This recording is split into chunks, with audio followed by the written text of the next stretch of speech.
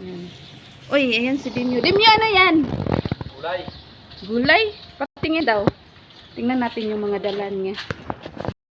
Yan, tingnan natin yung mga dalan niya. Ano yan? Kalabasa, talong. May ano, talbos ng kalabasa. Ah, may talbos ng kalabasa siyang dala. Ito, talbos ng kalabasa. Tapos, native daw na talong. Maliliit. Native na talong. Tapos, uy, ano man to? Bakit mo sinali ito? Na ano man to? Maliliit pa, sayang. Lami na. Masarap daw siya. Hindi ko pa natikman din ng ganito ba? Tapos, ano pa to? May kapaya siya. May kapayas din siya. Tapos, yan. Pero ito ba? Ito ba? Makakain na ba to, Dimyo? Oo. Makain na daw to. Lami na. Lami daw to. Yan. Lami pa rin sa kanang hinog. Sayang yung ano no, kung tutuusin sayang siya kasi 'di ba? Tapos marami pa siyang kuha na ganito, oh. To. Kalabasa. Kalabasa na ano. Ano ba tawag nito? Kalabasang maliit. Cute na kalabasa. Wow. Fresh na fresh yung mga gulay mo, Dimyo eh. O sige na, Dimyo, alis ka na para ano na, lutuin mo na yan. Yan. Yan na si Dimyo. Uwi na siya para gugulayin na niya yung mga kuha. Ayun na. Dimyo, bye-bye! Bye-bye! Na nagbabay na si Dimyo. Ayan, bumalik si Dimyo. Dimyo, naluto na yung ano mo? Kinuha mong gulay? Wala pa. Wala pa pala. Kala ko niluto muna kasi gusto namin matikman ni Ate Ging. Ang gusto namin tikman yung ano, yung hindi, yung kalabasa na may bulaklak. Anong lasa man ng kalabasa na ano yun?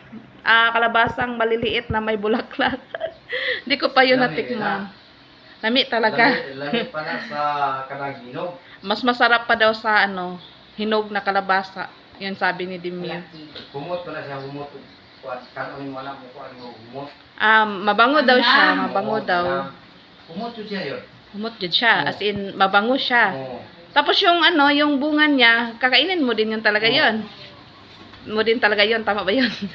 Tapos ano man, parang siyang, ano mo siya? Wala siya, kanang kung ano mo, lutuin mo na. Alam nyo kasi, si Dimyo, laking ano siya, laking, ano man tawag nito tay? Laking bukid siya. Magsasaka talaga yung nakasanayan nilang pamumuhay dati. Tapos ngayon dito siya sa ano, dito na siya sa lungsod. Tapos yun, kung ano yung nakasanayan niya sa bukid, yun din ginagawa niya. Yung mga dala niya kanina, mga tanim niya yun, yung mga may garden siya dito. Tapos minsan din nangunguha siya ng bullfrog, 'di ba, Dimyo? Sana yung bullfrog mo, kinain mo na 'yan. Oo. Siya ng bullfrog, Parang paki, ano, parang bakbak. Palaka.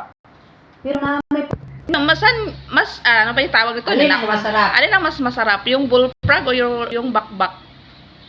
Pareha lang. Pareha lang siya. Oo.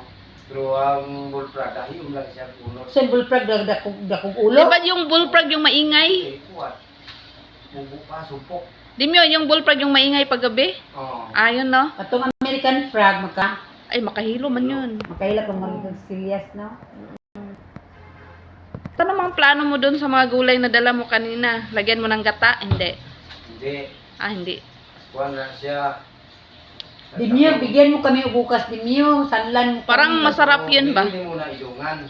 Pagluto. Para hindi siya malata. O, katong lugay malata.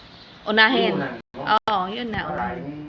maluto ka siya, mag-alay sila sa kita na ilungan dito na. Sana matikman namin yung ano mo din yun, yung niluto mo. Sige tanan. Sige, tanan ka 50.